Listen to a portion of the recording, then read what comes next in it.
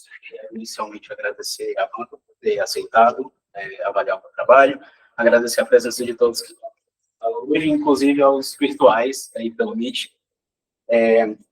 Então, o título da minha tese, né, métodos topológicos no estudo de soluções periódicas diferenciais não suaves. Bom, esse aqui é a que a gente vai seguir.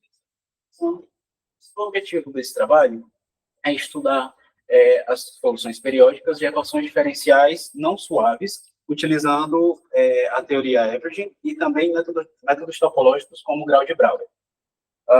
Esse não suave aqui não significa que a gente vai trabalhar com o caso de Filipov especificamente, mas a gente vai estar olhando para as equações que a gente chama de Kara-Teodori, que eu vou definir mais adiante.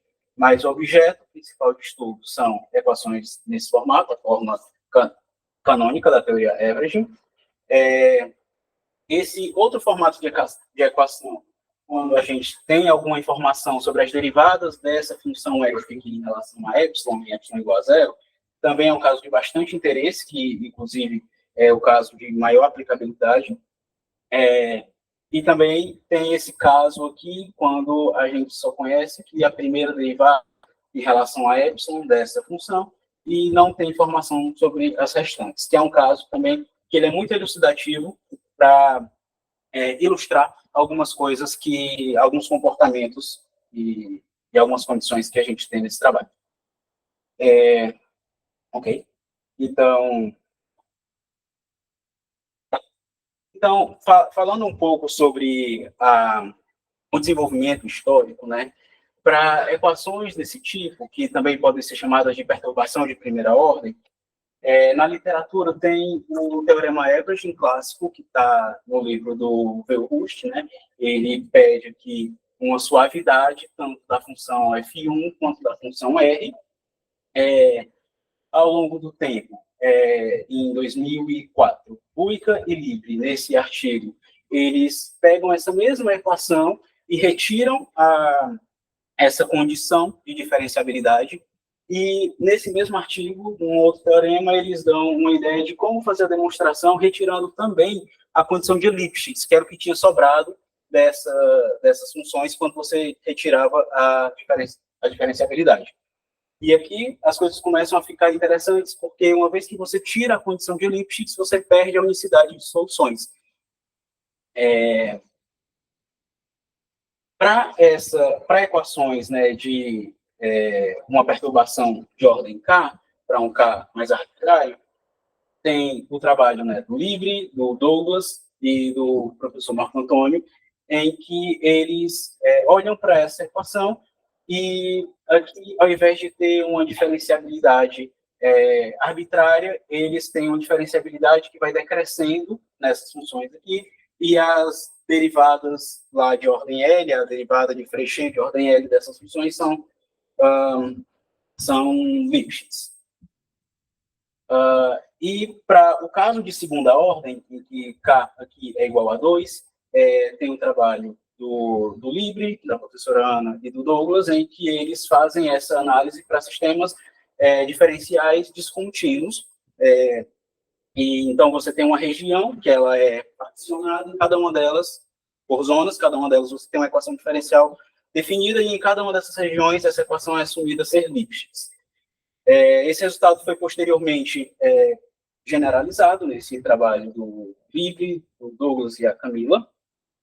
E, finalmente, para essa equação aqui no formato mais geral, na forma canônica da teoria averaging, eu e o Douglas publicamos esse artigo em que a gente retira a condição de Lipschitz e qualquer diferenciabilidade, sobrando apenas continuidade, e o Douglas, posteriormente, publicou esse em que ele faz análise de primeira ordem para equações de Kara-Teodori. Tudo bem. O objetivo, então, desse trabalho é o seguinte: pegar uma equação nesse formato aqui e dar condições suficientes para a existência ou para a permanência de equações de soluções periódicas para epsilon diferente de zero. E aqui reduzindo essa regularidade o máximo possível. O conteúdo desse artigo aqui é ali a primeira parte da tese, né, que é a parte que fala do contínuo.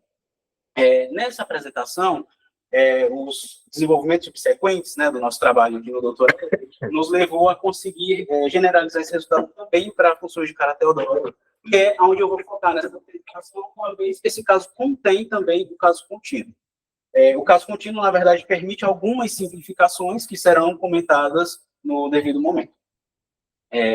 Então, o nosso resultado principal, primeiro, para a gente falar dele, precisamos entender o que são as funções de caráter teodórico, que são funções definidas aqui, para o nosso caso, em uma variável temporal, uma variável espacial, e tem um parâmetro aqui, chegando no Rn, e as condições que definem uma função de caráter teodórico são fixado um tempo, a função que sobra variando o x e o y é uma função contínua, mas não para qualquer tempo, para quase todo o tempo, né? Ou seja, excluído aí um conjunto de medida nula, vale essa propriedade.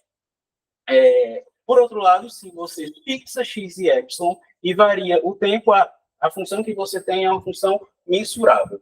E aqui é o caso onde as funções de caráter teodórico, elas apresentam ou podem apresentar alguma descontinuidade, né? Então, a gente pode ter uma descontinuidade na variável temporal, devido ao fato da gente pedir mensurável no tempo inteiro. E, por fim, tem essa outra propriedade, que é uma propriedade de dominância, que diz que a gente pode sempre encontrar uma função integrável, GR, que domina a função f de tx, contanto que x e y estejam aqui dentro de uma bola de raio R, uma bola fechada de raio R. E essa função que existe aqui, que domina essa função, ela vai depender desse R específico. Bom, então, essa é a noção de função de caráter teodórico, portanto, ela é um conceito que generaliza mais ainda a noção de regularidade. É um conceito que é menos regulado que a continuidade, porque ela permite aqui uma certa descontinuidade, né, mas não em qualquer lugar. E a gente vai trabalhar em cima dessas equações. Daí, uma equação diferencial desse tipo é dita uma equação de caráter teodórico, se f é uma função de caráter teodórico. E uma função vai ser uma solução de caráter teodórico dessa equação diferencial se ela satisfaz a forma integral. Nesse caso, a gente tem que... Bom, a gente passa para a forma integral porque como as integrais elas não enxergam conjuntos de medida nula, então eu posso dizer que vale isso para todo o tempo. Também é equivalente a dizer que essa equação diferencial ela é satisfeita quase todo ponto. A outra ferramenta que a gente precisa conhecer para também entender todos os elementos que vão estar no resultado principal é o grau de Brouwer. O grau de Brouwer, ele lida basicamente com equações dessa forma, uma função definida em algum aberto limitado, na verdade, no fecho de um aberto limitado do Rn, e eu quero saber quando que uma equação desse tipo tem solução nesse domínio V. Então, o grau de Brouwer, ele é uma função que responde essa pergunta. Essencialmente, ele diz, se o grau de Brouwer, desses três elementos que aparecem aqui, a função, o domínio e o ponto, é diferente de zero, portanto, existe solução para essa equação. Eu preciso ter aqui uma leve restrição de contorno, de fronteira, para poder definir bem esse grau de Brouwer e todas as propriedades dele funcionarem bem. Então, eu preciso que não haja solução desse problema na fronteira de V. Eu quero enfatizar esse pedaço, porque isso aqui mais para frente vai assumir uma forma diferente, um pouco mais difícil de enxergar dessa maneira. Então, para essa tripla, né, uma função, um domínio e um ponto, existe um inteiro que eu vou denotar por BB de f, v, y0, que satisfazem essas propriedades. Que é basicamente a propriedade de existência, então, quando ele é diferente de zero, existe solução para aquela equação, uma propriedade de normalização, que quando essa função, em particular, é a identidade, o grau tem que ser. A propriedade de aditividade, que é uma propriedade computacional, diz que você pode quebrar o cálculo do grau de Brouwer em dois domínios abertos e juntos. E também a invariância por homotopia, que diz que você pode calcular o grau de Brauer de uma função usando uma função mais simples, contanto que uma seja continuamente deformável na outra, sem que entrem ou saiam zeros pela fronteira do domínio ao longo dessa deformação. Então, essa propriedade é muito importante para a gente, porque ela permite a gente calcular o grau de Brauer de fato, e essa propriedade aqui é a razão do grau de Brauer existir para começo de conversa. Então, os nossos resultados têm resultados de existência e de convergência. O primeiro deles, na sua forma mais geral, é esse resultado de existência. Então, eu considero essa equação diferencial de Kara-Teodori, P periódica, na tempo. Eu defino a promediada completa, que é simplesmente pegar a média no tempo dessa função aqui, ao longo do período, né, já que é uma função t periódica, eu vou considerar aqui de 0 a t. Então, primeiro que essa função ela é contínua, a gente demonstra isso, e, além disso, se existe um subconjunto aberto V, cujo fecho está contido em D, que é o domínio aqui espacial dessa F, para o qual a condição H vale, primeiro, a condição H ela vai ser tratada logo depois. Está faltando um elemento, então, ainda para a gente entender completamente o enunciado desse teorema. Mas ela vai ser devidamente tratada. E, além disso, vale que essa promediada é diferente de zero na fronteira de V para todo o epsilon aqui, nesse domínio, e o grau de Brauer dessa promediada é diferente de zero para um epsilon estrela. Então, para epsilon suficientemente pequeno, existe uma solução t periódica dessa equação diferencial e uma solução t periódica cujos valores vão morar aqui dentro do fecho de V. Então, esse é o resultado de existência. Basicamente, ele dá para a gente condições sobre as quais existem soluções t periódicas para essa equação diferencial aqui, quando o epsilon é diferente de zero. E agora a gente tem o resultado de convergência, que é um resultado que ele pede um pouco mais, mas ele também entrega um pouco mais, né? Então, considerando a mesma equação e as mesmas hipóteses do teorema anterior, eu vou assumir ainda que para cada epsilon existe um epsilon único em V, tal que eu tenho esse ramo de zeros aqui da minha promediada completa. Além disso, eu vou assumir que esses epsilon tendem a um certo Z estrela, quando epsilon vai para zero, e eu vou assumir ainda a existência de uma família de abertos limitados de V, que contém Z estrela, tais que os diâmetros tendem a zero, quando mi vai para zero, e em cima de cada um deles vale a condição H. Então, estou pedindo aquela condição H, que eu ainda não falei o que é, estou pedindo que ela valha em cada um desses abertos aqui, cujo diâmetro tende a zero quando mi vai para zero, e todos eles contêm os estrela. Pedindo isso, então, eu consigo demonstrar que existe uma solução periódica, uma φt epsilon, dessa equação diferencial, e quando você coloca o epsilon para zero, essa solução ela vai convergindo uniformemente para a solução constante, igual a Z estrela, que é justamente esse limite aqui dos epsilons. Então, aqui estão, esses são os resultados que eu quero justificar nessa apresentação, apresentar, né, as ferramentas que a gente utilizou para poder chegar nesses resultados. Então, agora vamos falar da condição H. Primeiro de tudo, vamos saber o que ela diz. A condição H fala para a gente, dado um aberto limitado, V, de Rn, dizemos que a condição H vale em V se existe um epsilon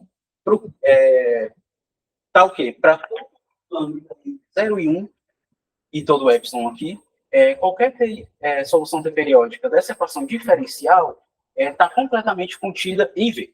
Essa equação diferencial aqui, ela tem duas informações. A equação diferencial em si e o domínio no qual a gente quer que as soluções morem, né? Então, aqui, as minhas soluções, a priori, podem morar no fecho de V. Só que a condição é justamente essa. Qualquer solução t periódica dessa equação diferencial não pode tocar fronteira. Essa é a condição H.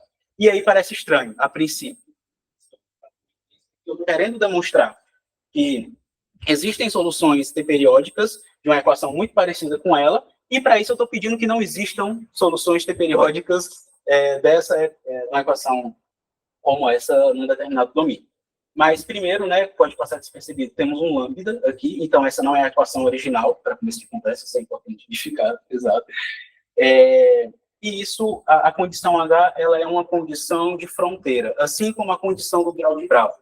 Isso é dessa forma, porque por debaixo dos planos das coisas que são apresentadas aqui, tem um grau topológico também envolvido, que a gente basicamente não ouve falar dele, porque no final das contas tudo se reduz ao grau de Browne. Mas é um grau que chama grau de coincidência, mas beleza.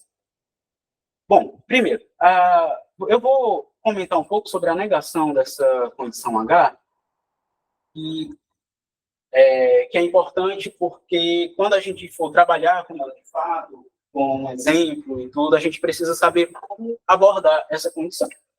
Então, eu tenho essa proposição que diz, caso a condição H não valha em um determinado aberto limitado, então existem sequências de épsilons, de lambdas e de xm's, de x, né, soluções periódicas dessa equação, que é a equação que aparece na condição H, de modo que essa sequência de épsilons tende a zero e essa sequência de x de soluções converge uniformemente para uma solução constante que mora na fronteira de V, quando m vai para infinito. E, além disso, que essa integral aqui, ela é zero. A integral, né, seria que podemos pensar na média, né, a menos de uma constante, nesse z0 e para y igual a zero, essa integral é zero. Para demonstrar, para a gente entender como que se chega nesse resultado, eu vou deixar aqui registrado, né, que existe uma função absolutamente contínua, GR, que GR de 0 a 0, e ela domina essa integral dessa maneira. Então, se eu fizer a integral do módulo de f de tal a t, então isso é menor ou igual que o módulo dessa diferença aqui, dessas funções de f. Para um R grande o suficiente, de modo que o fecho de V esteja contido na bola de raio R. Tudo bem. Então, para demonstrar essa proposição, eu vou supor, então, que a condição H não vale em V. Então, pela negação mesmo, usando os quantificadores lógicos, obtemos sequências εm e lambda-m e xm, em que os xm são funções periódicas dessa equação aqui, né, com soluções para esse εm, para esse lambda-m, com x morando aqui no fecho de V, tal que εm tende a zero, quando m vai para infinito, e xm, existe um tm, um valor no tempo aqui, para o qual essa função ela toca a fronteira de V. Isso é verdade porque a condição H, ela diz, qualquer solução T periódica dessa equação diferencial está inteiramente contida em V. Bom, se eu estou negando isso, é porque ela não está inteiramente contida em V, mas ela também não pode sair do fecho de V, né? Então, ela tem que necessariamente tocar essa fronteira. Por isso que a gente tem a garantia da existência desse TM, para o qual a solução toca a fronteira de V. Então, esse é o primeiro passo, né? Então, já obtemos essas sequências εm, o epsilon tende aqui a zero, tudo bem. Agora, a gente precisa ver que essas funções, essas soluções periódicas, elas convergem uniformemente para uma solução constante que mora na fronteira de V. Para isso, eu vou usar o teorema de Arzelà-Ascoli. Então, eu defino essa família de funções, que essa família que é justamente os elementos da sequência. Eu tenho que mostrar que essa família ela é equicontínua e uniformemente limitada. Então, pelo aquele lema técnico que eu acabei de mostrar, né, existe essa função GR, e aqui pela caracterização dessas soluções pela forma integral, eu tenho que essa diferença aqui vai ser majorada por essa integral, e aí pelo lema técnico ela é majorada por essa diferença. E essa função aqui, ela é contínua. Então, aqui os deltas para cada epsilon dado, eles não dependem do m, eles só dependem do ponto em particular onde eu quero analisar a continuidade, portanto, eu tenho aqui a equicontinuidade da família.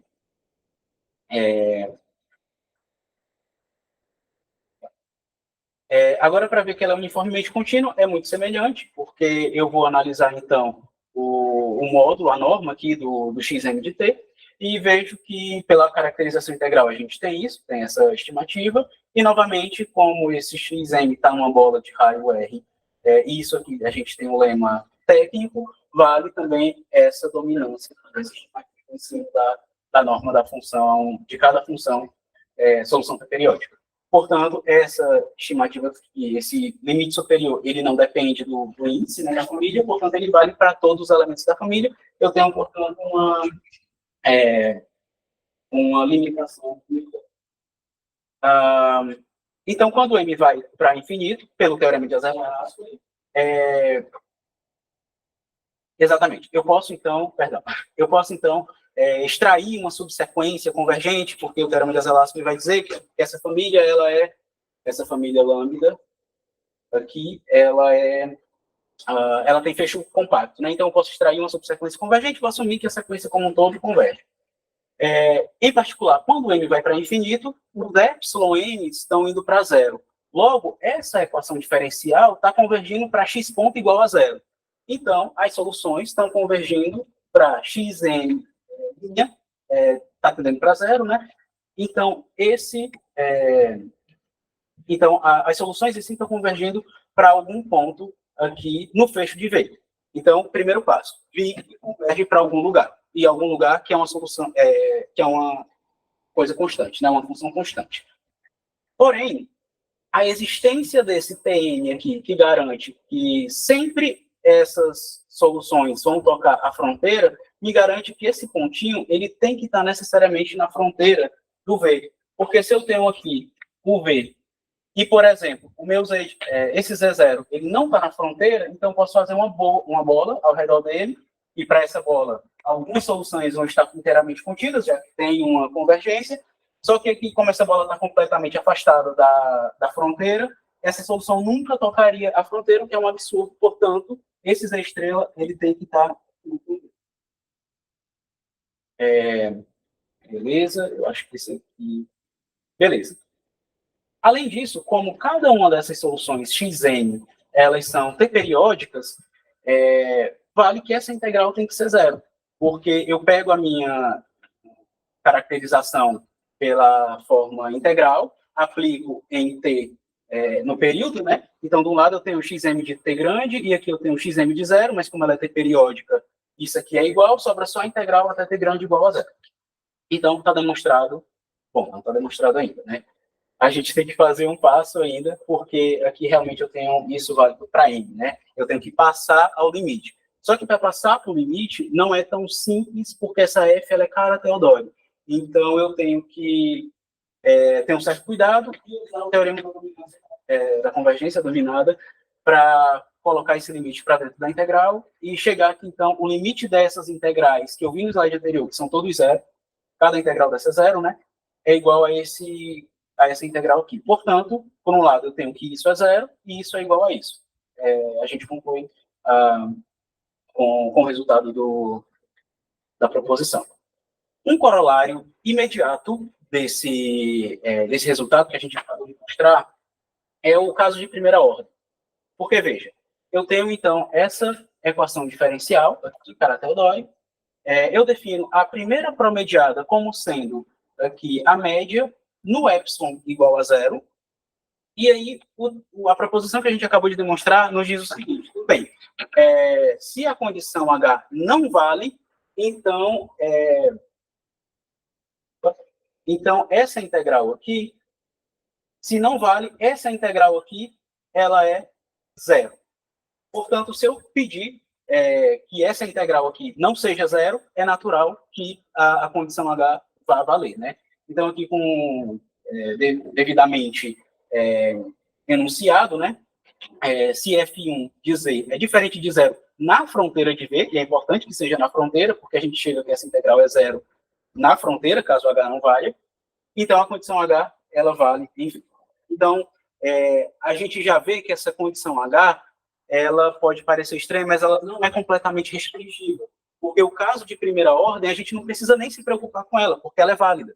Então, ela não é problema, por exemplo, em caso de primeira ordem. E, por fim, aqui a gente vai diferenciar um pouco o caso contínuo do caso Cara-Teodori, porque existe ainda uma outra caracterização possível para essa condição H, que é a seguinte: se eu tenho essa equação diferencial aqui, contínua, T periódica, e V é um aberto limitado de Rn, e além disso, a fronteira de V é uma variedade suave, então, para epsilon suficientemente pequeno, se para epsilon é suficientemente pequeno, f de Tz epsilon é transversal à fronteira de V, então a condição H vale. Então, eu estou dizendo que se eu tenho aqui esse V, né? O jeito que é desenhado aqui é uma superfície suave. Então, se aqui é sempre transversal, a hipótese H, a condição H, ela necessariamente vai valer. Ora, se a condição H não valesse, o que acontece? Você tem, então, que vai existir para algum epsilon uma solução T periódica que toca essa fronteira. Porém, a minha equação ela é contínua. A minha equação é contínua. Então, em particular, a minha solução ela é C1. Então, ela é suave e, portanto, eu estou lhe dizendo aqui que eu tenho uma função suave que toca a fronteira, que toca uma variedade suave, de modo que ela permanece dentro do conjunto delimitado por aquela variedade suave. Então, ela necessariamente tem que tocar isso aqui de maneira tangencial. Né? Claro, isso é uma demonstração intuitiva, geométrica, né? Se a gente for fazer as contas, isso é normalizável também. Mas é basicamente isso. Essencialmente, não tem como não ser suave nesse caso. Não tem como não ser tangente. Isso no caso contínuo. No caso Kara-Teodori não é bem assim. Porque se a gente pegar essa função aqui, que é uma função, ela é essencialmente o sinal do cosseno, né? A menos de um valor ou outro. Então, essa função, eu tenho aqui o π sobre 2, eu tenho aqui o 3π sobre 2, 2π, então ela vai valer 1 aqui e 1 aqui, e ela vai valer menos 1 aqui. Certo? Isso no tempo para qualquer x e epsilon fixados. Então, assim, quando eu coloco no domínio x, epsilon, isso aqui vai ser essa coisa, né? Fazendo uma superfície aqui. Então, beleza. Essa função é uma função de Kara-Teodori, ela é fixada um t qualquer. Então, a função vai valer 1 ou menos 1, vai valer um valor apenas. Então, para x epsilon, ela é constante, então é contínua. E fixado um x epsilon, ela é essa coisa que tem essas descontinuidades aqui, né? E é uma função devidamente dominada, etc. Então, é Kara-Teodori. Kara-Teodori. E eu vou considerar aqui o domínio em questão como sendo esse intervalo menos 1 a 1. Então, as soluções das equações, dessas equações aqui, x' igual a epsilon lambda f de x epsilon, com o x no fecho desse V, ou seja, no intervalo fechado de menos 1 a 1, tem esse formato aqui. E aqui a gente vê o seguinte: nesse caso, a gente tem um domínio cuja fronteira é uma variedade suave, a função f ela é transversal ao longo da fronteira desse domínio, porém, a gente consegue uma solução 2π periódica que toca essa fronteira. E isso não contradiz a nossa condição H. E qual que é o problema aqui? É justamente o fato de as equações, as funções de Kara-Teodori poderem acomodar algumas descontinuidades. Então, essa solução, ela não precisa ser C1 para todo o tempo. Ela precisa ser para quase todo o tempo. Então, esse quase permite que eu tenha esses pontos aqui, né? Eu tenho duas soluções aqui que furariam a nossa condição H. Essa e essa, né? De cima e de baixo. Então, isso me permite fazer esse tipo de solução, e isso ainda é uma solução para a nossa equação de Kara-Teodori. Mas, nesse caso, não vale a condição H. Então, você ter uma fronteira suave, em questão, não é garantia de valer a condição H. Então, beleza. Espero que com isso estejamos tranquilizados em relação à condição H, que é essa coisa que parece que eu estou pedindo, o contrário daquilo que eu quero demonstrar. Vamos agora falar de outras coisas que a gente precisa para provar aqueles resultados. Então, eu vou considerar essa equação diferencial de Kara-Teodori. A solução, eu vou basicamente, sempre trabalhar com ela aqui na sua forma integral. E aí eu vou definir alguns operadores. Eu vou definir um operador que é simplesmente a diferença, x de t menos x de zero, e eu vou definir um outro operador que pega essa integral aqui. Então, daqui, esses operadores, definidos heuristicamente dessa maneira, são tais que, bom, eu vou ter uma solução para essa equação aqui, se somente se tiver essa condição aqui, essa forma integral, mas essa forma integral é exatamente equivalente a essa equação de operador aqui. E aí eu vou definir alguns espaços agora, que são os espaços onde essas coisas fazem sentido para a gente poder falar de soluções T periódicas do nosso problema. Que é o seguinte, C0T vai ser o espaço das funções dos caminhos contínuos, né, parametrizados em Rn, parametrizados em 0T, com a norma do sub, de modo que ele é um espaço de Banach, e eu vou ter os seguintes subespaços, né? O subespaço aqui dos caminhos fechados, faz sentido, porque afinal de contas eu quero soluções periódicas, e aqui esse espaço aqui da função dos caminhos que começam em zero. E eu vou definir também esse ômega, que é o subconjunto aqui de x do domínio, ou seja, o subconjunto dos caminhos fechados, em que o x de t mora em V, para todo t. Tudo bem.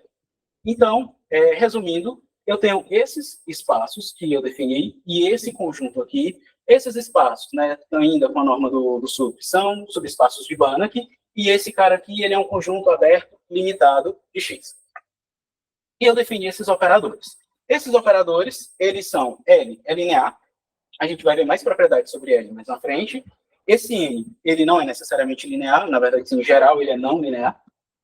E, além disso, né, como esse operador aqui, ele envolve a integral dessa f, vale mencionar que ele está bem definido, portanto, quando eu faço n de x, y, eu tenho um caminho contínuo, esse caminho inicia no zero, e a n em si, como uma função de x e y, é uma função contínua, né, é um operador contínuo.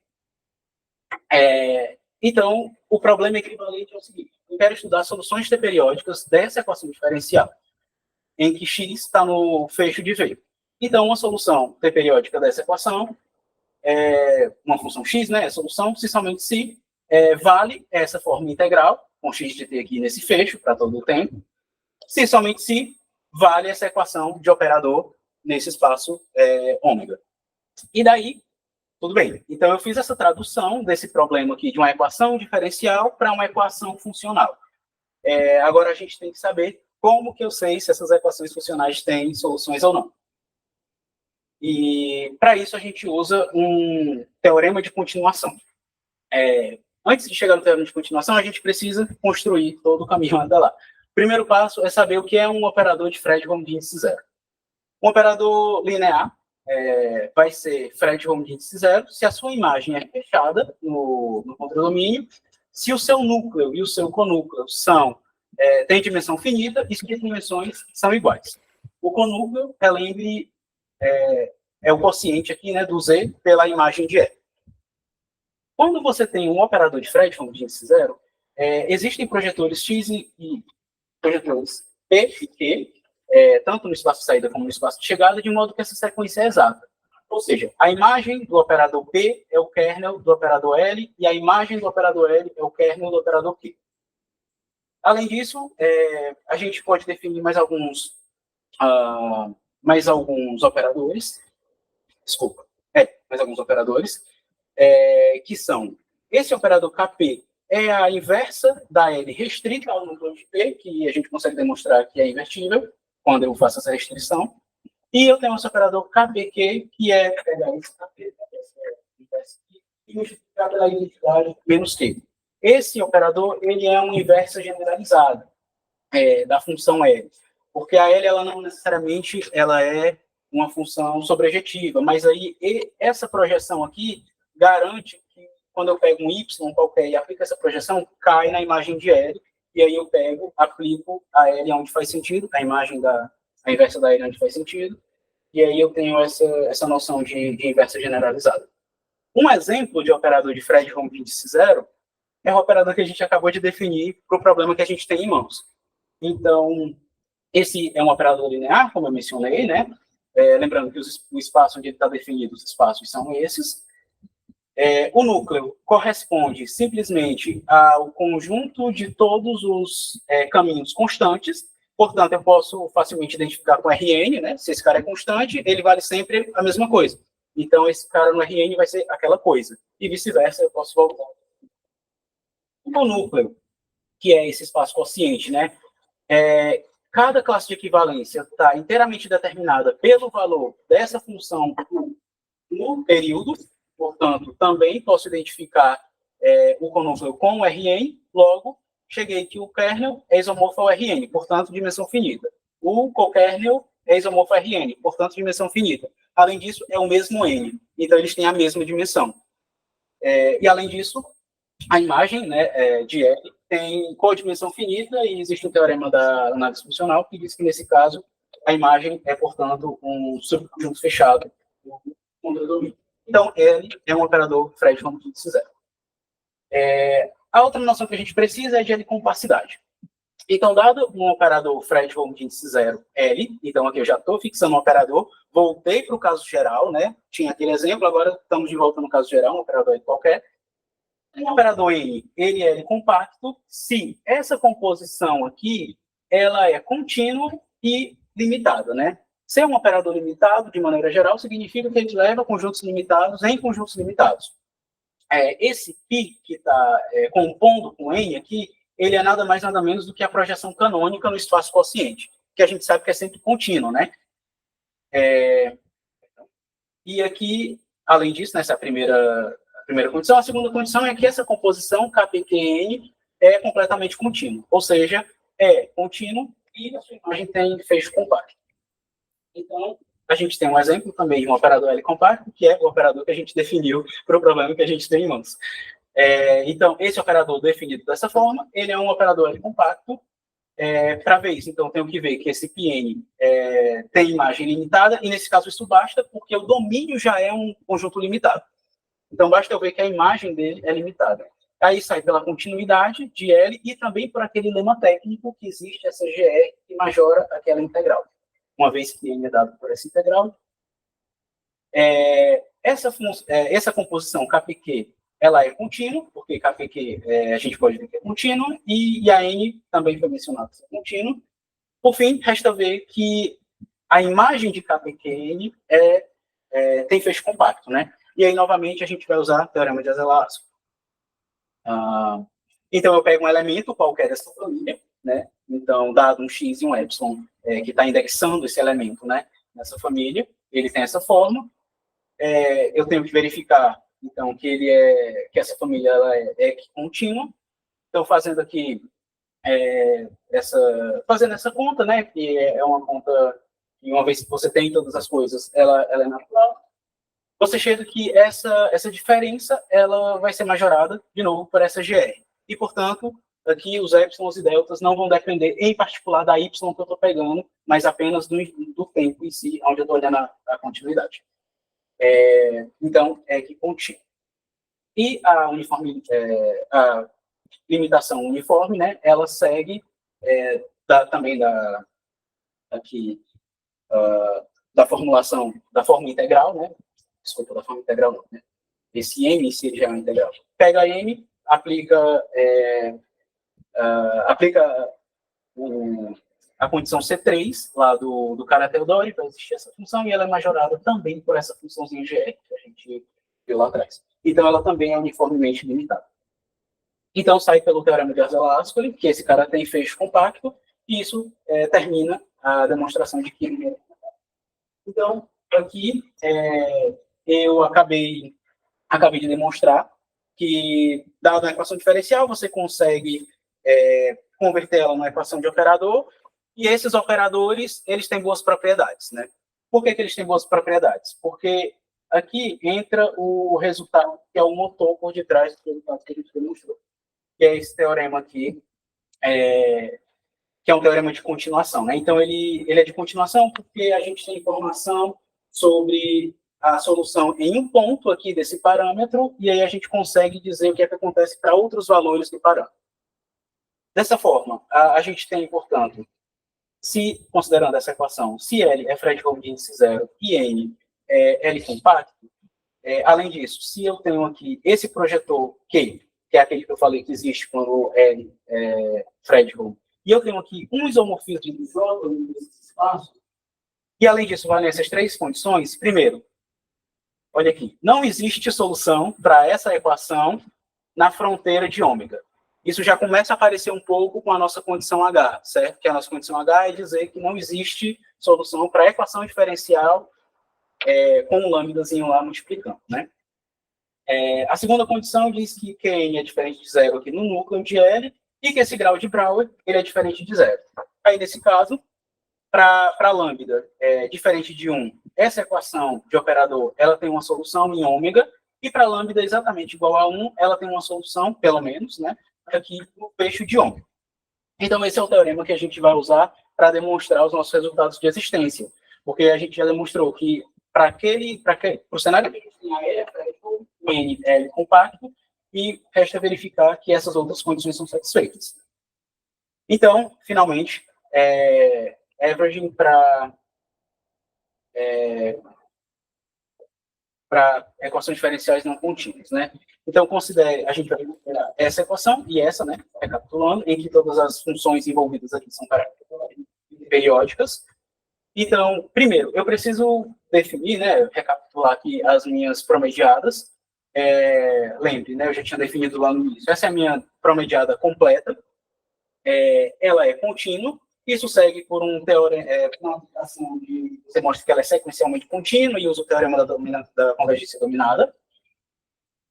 E também para esse caso em que você tem essa perturbação de ordem K, eu vou fazer a média de cada uma dessas funções coeficientes, eu vou chamar de Fzinho I. Elas também são contínuas, só que cada dessas funções me permite escrever a minha promediada completa dessa forma, em que essa F caligráfica é dada por essa expressão, e o resto, né, é a média do resto. Então, todas essas funções aqui também, assim, definidas, são contínuas e o argumento é igual ao caso geral. Então, nosso resultado principal. Vamos lá. Eu estou repetindo aqui aquele primeiro resultado que eu coloquei no início da apresentação, né? Então, essa equação de Kara-Teodori aqui. Eu suponho que para um determinado aberto limitado, a condição H vale, que a F é diferente de zero na fronteira de V, e que o grau de Brouwer dessa promediada é diferente de zero, para algum epsilon. Então, para epsilon suficientemente pequeno, existe uma solução T periódica dessa equação diferencial, cujos valores moram no fecho de V. E a demonstração disso a ideia é aplicar o teorema de continuação. Então, vou verificar as condições. Lembre-se que os nossos operadores são esses, e eu já vi que esse cara é linear, Fredholm de índice zero, e esse cara é contínuo, e é compacto.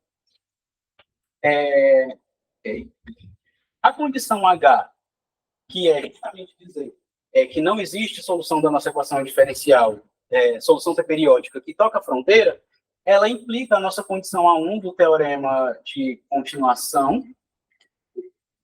Só recapitular aqui. A nossa condição H, ela é exatamente dizer isso aqui. E agora a gente vai verificar a condição A2, que é ver que Qn é diferente de zero no núcleo de L, e depois se verificar o grau de Brouwer. Então, a condição H implica A1. Aplicando esse operador Q, agora que eu percebi que esse operador aqui ele não foi definido em canto nenhum, né? Então, eu vou colocar aqui. O operador Q, ele é assim. Q, Y, T, ele é T, Y, no período, dividido pelo período. E eu vou ter também o J, que não vai estar aí, mas ele é aplicar no período, no período. Esse operador Q, ele é o operador que existe devido àquelas condições de ser Fredholm. E quando você aplica esse operador no N, epsilon, para X aqui, no núcleo de L, você obtém exatamente T vezes a nossa promediada. Só que, por hipótese, note que Z está na fronteira, né, de ômega. X está na fronteira de ômega. Portanto, esse Z ele está na fronteira de V, tá bom? Só que a gente assumiu exatamente que esse cara é não zero na fronteira de V. Então, isso aqui é uma função que é diferente de zero. então vale a condição A2. E, beleza. Então, pelo teorema 11, né, que é o nosso teorema de continuação, para epsilon suficientemente pequeno, existe uma solução T periódica aqui. Por que existe uma solução T periódica? Porque existe uma solução para o nosso problema, para a nossa equação de operador, dado por isso. E aqui por x.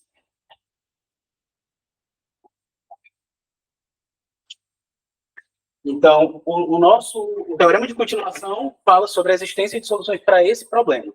Daqui, como a gente já tem toda aquela tradução, eu posso pegar isso e trazer para cá, para as equações diferenciais. Então, existe solução T periódica da nossa diferencial, cujos valores moram no fecho de V. Aí, daqui em diante, os resultados todos são corolários daqui. Então, é muito análogo, a gente vai basicamente aplicar o teorema A, e aqui meu tempo está comendo. Beleza, então a gente vai aplicar o teorema A, vai verificar as hipóteses do teorema A e aplicar ele. Nesse caso aqui também, e aqui a gente pede que uma coisa é muito comum acontecer, algumas promediadas podem ser identicamente nulas. Então a gente pega a primeira não nula e consegue dar informação sobre o grau de Brouwer dessa primeira promediada não nula. E a gente verifica as condições do teorema B e aplica ele, então vai existir essa opção. E aí daqui segue também o caso de primeira ordem, ele segue como corolário desses teoremas, e a gente também tem os resultados de convergência. Os resultados de convergência, eles envolvem umas ideias a mais, né, que não estavam presentes na primeira parte do artigo, da tese, que é o que está no artigo. Então, eu vou pegar essa equação e, além de assumir que existe esse ramo de zeros aqui em epsilon da nossa promediada completa, existe uma família de abertos cujo diâmetro tende a zero, e no qual a condição H vale. Essa condição aqui, ela é necessária porque o que eu vou fazer é aplicar o teorema de existência em vizinhanças cada vez menores, que são justamente essas WMI, cujo diâmetro vai para zero. E com isso eu consigo, portanto, uma família de soluções T periódicas da equação diferencial que moram aqui no fecho dessas WMI, e aí eu consigo construir uma função, uma solução φ epsilon convergindo para um Z estrela, que é aquele Z estrela para o qual converge os nossos zeros. Então a gente vai pegar uma sequência aqui dessas soluções, e aí a gente tem dois casos, né? Porque esse epsilon aqui, essa sequência de epsilons, ela vai tender para algum lugar, e aí a gente pode assumir que esse cara pode ser zero ou maior que zero. Se ele é maior que zero, é o caso mais simples, porque existe um domínio aqui comum a todas essas soluções e que eu posso trabalhar nele de maneira despreocupada. E o caso complicado, bom, aí nesse caso, tem que verificar que essa função limite ela é uma solução de periódica do problema, e ela porque para verificar isso eu tenho que ver que essa integral é igual a zero, e isso novamente segue o teorema da convergência dominada, e no caso epsilon igual a zero, tem que fazer aqui esse argumento de pegar o maior dos epsilon. Eu defino aqui um m epsilon, então dado um epsilon, eu pego o maior m, tal que epsilon é menor ou igual que esse m, e esse cara vai para infinito, quando epsilon vai para zero, e daí eu defino a minha solução dessa forma. Como o diâmetro dessas WMI vai para zero, segue que eu tenho essa convergência aqui uniforme. Aí os outros resultados para essas equações, para esses outros casos dessas equações, seguem de maneira análoga. Para esse eu posso falar da promediada truncada, né? Existe um ramo de zeros para a promediada truncada, e aqui eu verifico que eu consigo essa família de soluções FIMI e aplico o mesmo argumento para ver que vale a convergência. E aí, o caso em que algumas dessas promediadas são zero, eu posso pegar um zero isolado aqui da primeira promediada não nula e vai valer a mesma conclusão. O caso de primeira ordem também sai como um corolário. E tenho as aplicações, né?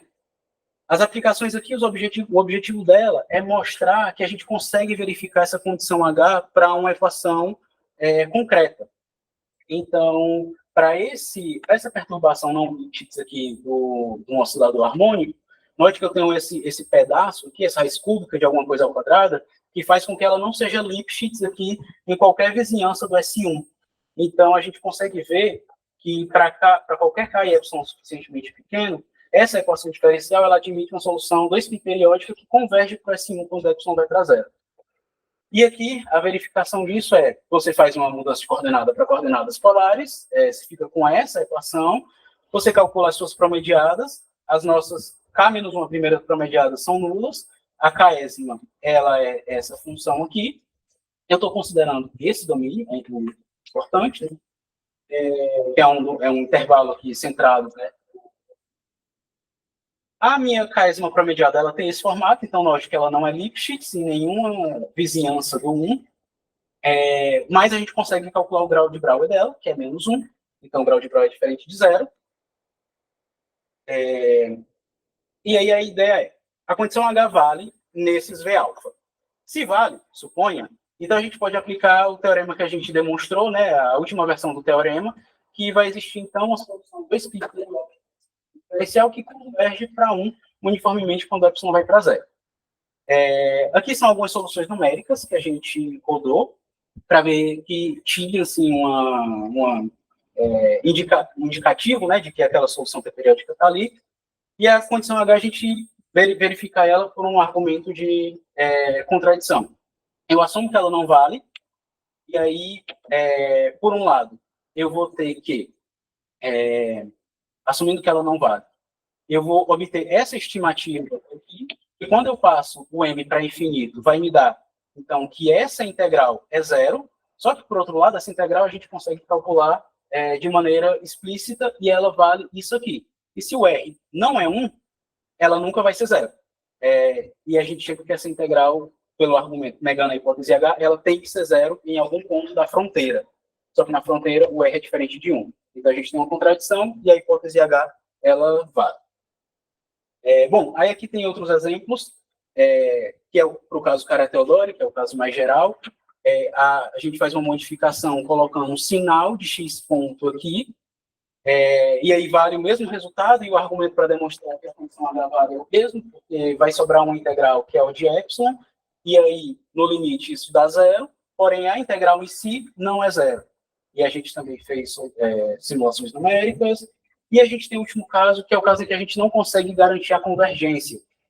A gente define essa função e considera essa equação diferencial.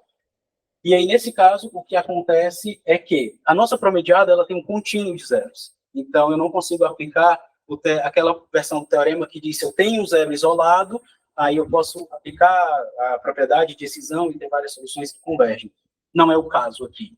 Então, eu só consigo garantir a existência e não a convergência. E quando a gente pegou um resto aqui, y menos y ao cubo, a gente viu que as simulações numéricas indicam a existência de 3 soluções periódicas. Bom, era isso, tive que correr um pouco agora no final. Essas são as referências. Esse aqui é o artigo que a gente tem publicado da primeira parte. Então, obrigado pela atenção, obrigado à FAPESP, né, pelo financiamento no doutorado e no BEP também. E é isso. Obrigado.